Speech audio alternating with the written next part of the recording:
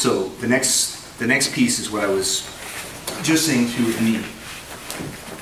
Now I'm going to reintroduce the hands for this real piece-by-piece textbook version. And I'm not going to get too caught up in which grip setup you have because there's so many of them. But the main thing, I'll just say this, like if I do kind of this classic near side, I grab the wrist, far side, I cup the elbow. Just make sure, if possible, you can come underneath this arm if he has grips on you. Come in, because from here, if I were to reach over, all he really needs to do is just raise this arm up and it kind of kills my position, right? Just, even if you just keep your hand on me and just do that, right? See, it kind of takes me out of play.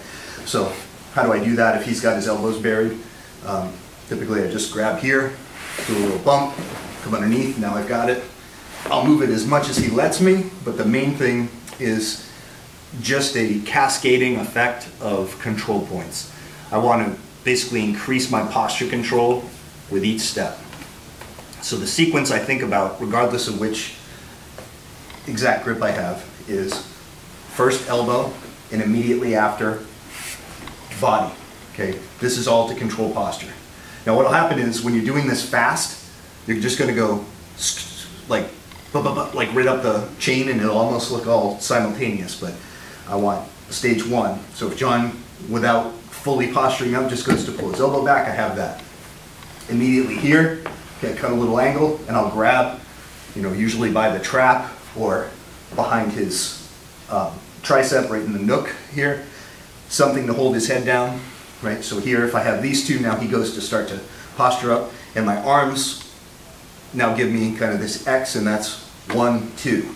Stage 3, I mentioned when I open my legs, I keep the clamp, and as I put my foot on his hip, immediately I'm raising my hips into him and I pinch behind his shoulder, okay, versus here, much stronger. Okay, that's great if I can get that. So I always want to close this space off between my hips and pelvis and his torso.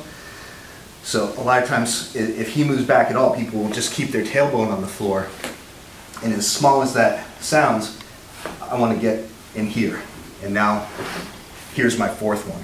Okay, so 1, 2, 3 behind the shoulder, 4 leg climbs. Now, the same hand that was holding him down becomes the one that keeps him from burying his head to prevent my leg from coming over. So now it becomes a distancer, I check. So I both hold his head down and keep his head where it is, and now I make any final adjustments and I bring this over. And again, make sure you don't push him away. You keep him pulled in right here, pinching and curling, and then just a little pressure. Yeah. Okay?